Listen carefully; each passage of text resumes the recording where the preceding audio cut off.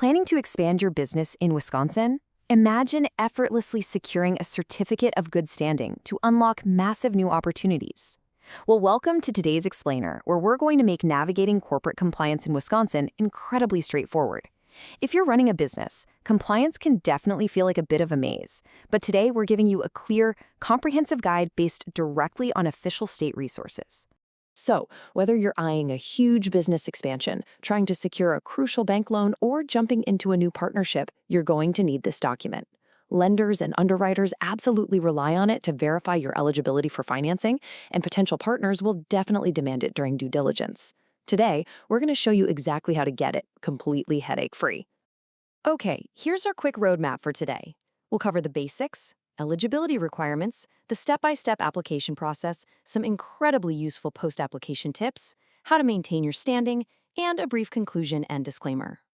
Part 1, the basics. What exactly is this thing and who actually issues it? Here's a funny quirk right off the bat. While the vast majority of states across the U.S. will ask you for a certificate of good standing, Wisconsin formally and legally calls this a certificate of status. You might also hear folks call it a certificate of existence or authority. But hey, don't let the different names trip you up. Regardless of the specific jargon your bank or partner uses, they all serve the exact same legal function. And here is a massive trap a lot of people fall into. Do not send this request to the Secretary of State. Unlike a lot of other jurisdictions, Wisconsin has consolidated all of this under a distinct regulatory body.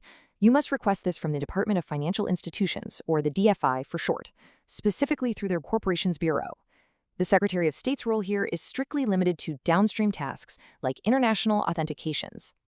Basically, this certificate acts as your legal green light. It is conclusive proof to the world, your lenders, investors, and partners that your LLC, corporation, limited partnership, or cooperative is legally registered, active, and playing by the rules in Wisconsin. Quick side note though, if you're a sole proprietorship or a general partnership operating under a DBA, you don't actually register as a distinct corporate entity with the DFI, so they can't issue this certificate for you. Moving on to Part 2, eligibility. The prerequisites you absolutely need to meet to get good standing. The DFI system doesn't just hand these certificates out to anyone who asks. Their system actually evaluates your business against 3 core pillars before generating anything. First, you have to have filed your annual reports on time, keeping your address and management details current. Second, you must continually maintain a registered agent and physical office address in Wisconsin to accept legal documents. And third, tax compliance. The DFI shares data with the Wisconsin Department of Revenue. If you have unfiled tax returns or you owe state taxes, the DOR flags you, and the DFI will automatically deny your request. No exceptions. All right, Part 3, the application process. Let's walk through how to apply step by step. If you're a standard active entity, you are in luck because utilizing the DFI's automated online system is a total breeze. Just follow 4 simple steps. First, search for your entity on apps.dfi.wi.gov. Pro tip here, when you're searching, less is more. Use your core corporate name, but leave off designators like LLC or Inc. to avoid weird exact match errors. Second, once you find your active profile, just click the Request a Certificate of Status link.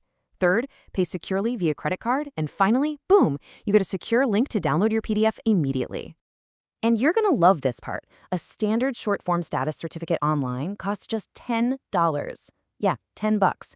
It makes it a highly cost-effective process, whether you are a brand new small business owner or a massive corporation.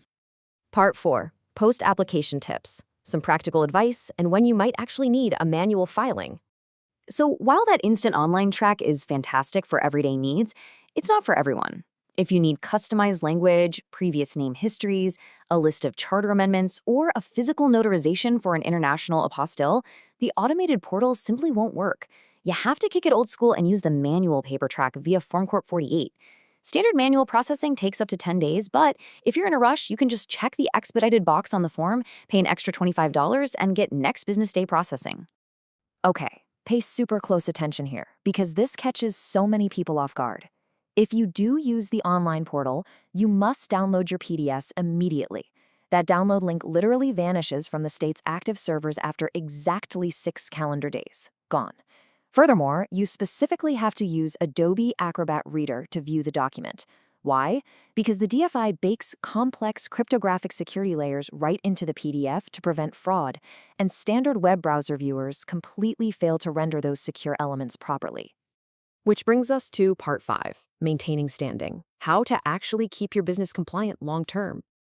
Getting the certificate is great, but keeping it is all about those annual reports. For domestic entities, businesses formed right in Wisconsin, you must file based on the calendar quarter you were originally formed. So, formed in February, your deadline is March 31st of the following year. However, if you operate a foreign LLC, meaning an LLC formed in another state but registered to do business in Wisconsin, you are on a strict, uniform deadline of March 31st every single year, regardless of your original registration date. Look, if you fail to file that annual report, or say your registered agent resigns and you don't replace them, your state registry status abruptly shifts to delinquent. This immediately blocks you from getting a status certificate and exposes you to administrative dissolution. If that happens, you actually lose your legal capacity to bring lawsuits in Wisconsin courts, and securing bank financing becomes next to impossible. Oh, and database integrity is taken very seriously. Intentionally submitting false corporate documents to the DFI is literally prosecuted as a Class I felony, so always play it straight. Finally, Part 6, Conclusion and Disclaimers. Let's wrap this whole thing up. To summarize, if you remember the correct terminology, certificate of status, you direct your request to the DFI rather than the Secretary of State, you keep up with your annual filings and tax compliance, and you utilize that highly efficient $10 online portal, securing this certificate is an absolutely frictionless process. Quick disclaimer before we go. While all of this information is highly detailed and accurate as of this explainer's publication, regulations and fees can definitely shift over time. It is always a smart move to verify current laws, fees, and procedures directly with official Wisconsin state resources, particularly dfi.wi.gov, or just consult with a qualified legal or tax professional before making major compliance decisions. So, now that you hold the keys to maintaining perfect corporate compliance and navigating the DFI systems like a total pro, I leave you with this question. With your good standing secured and proven to the world, what massive new door are you going to open for your business in Wisconsin next?